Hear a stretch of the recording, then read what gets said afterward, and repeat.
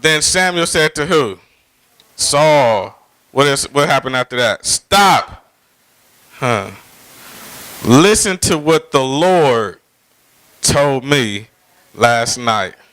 Saul was the king at this time, the king of Israel. He was the king. 12 tribes, he was the king. And Samuel was the prophet. And so when Samuel spoke, it happened. And many times when Samuel went somewhere, he was literally directed by God to go to certain places. And most of the time, he didn't move unless God told him to.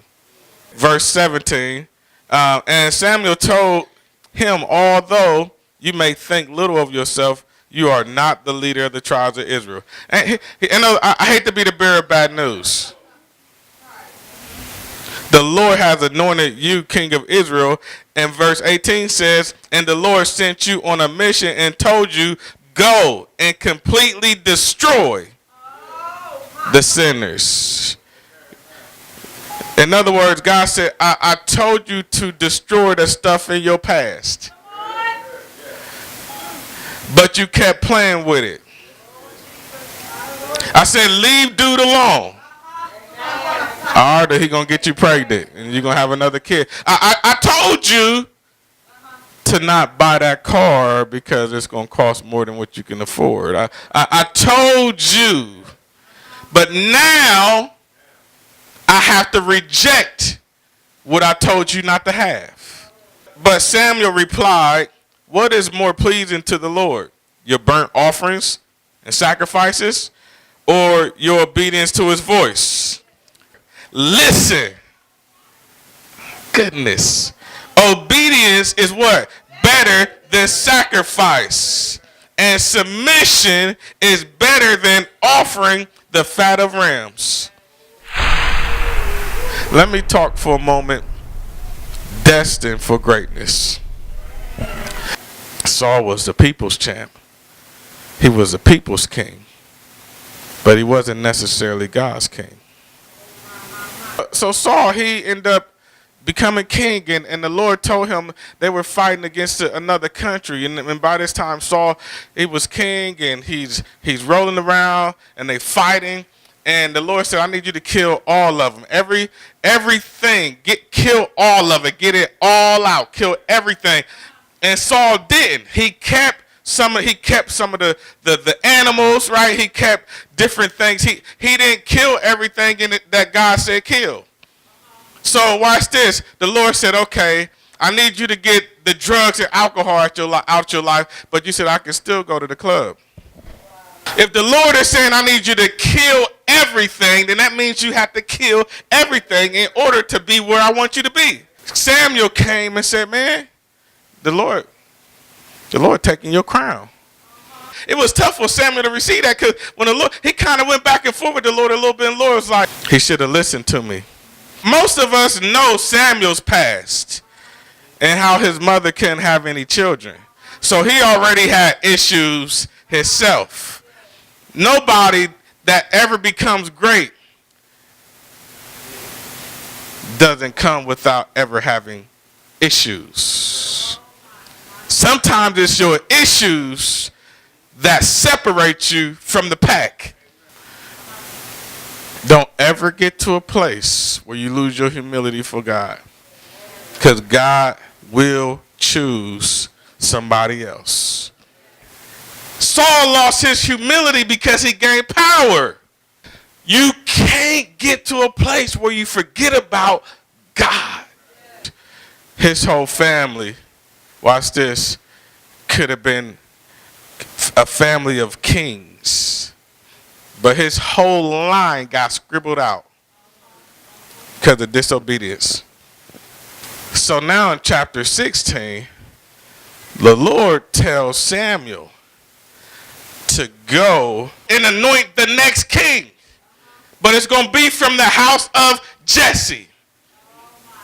But then Samuel said, God, oh my goodness, how I'm seeing the text in my mind. God, so why if I go there and Saul finds out, he gonna kill me. But to me, I'm like, Samuel, I thought you was pretty hard, because at the end of chapter 15, the king that Saul saved, you brought him out of prison and killed him and cut him into pieces. So you ruthless and you dangerous, but then you still scared of Saul. You see your life a certain way, but God sees it another way.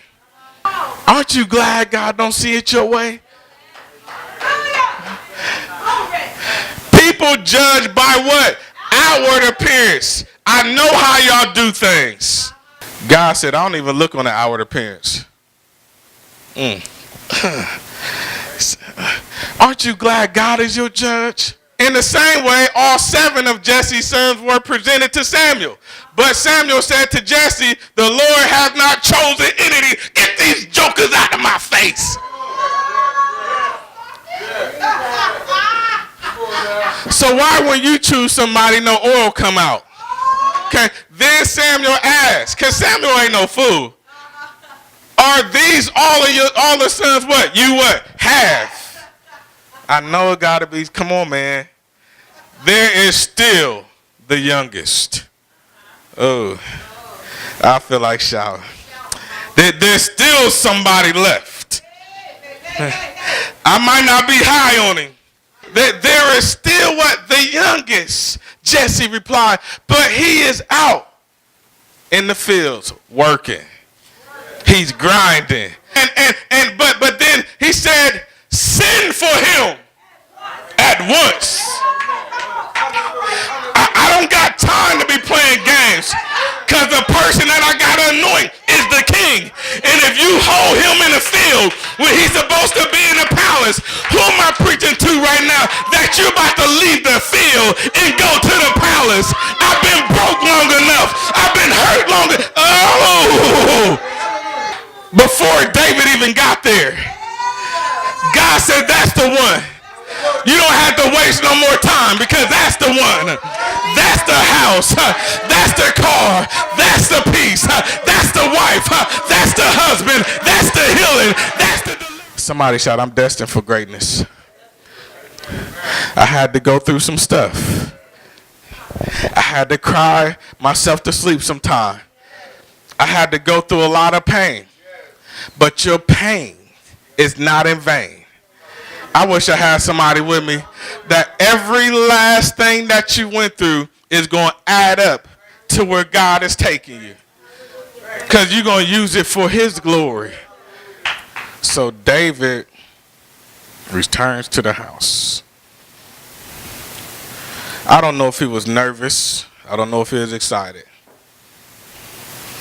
I don't know how far David had to go.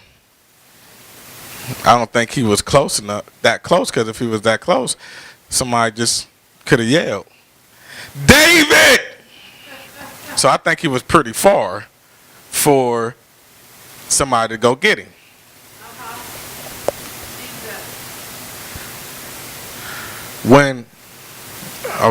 I feel this. When you are destined to do something great, God will send somebody to come and get you.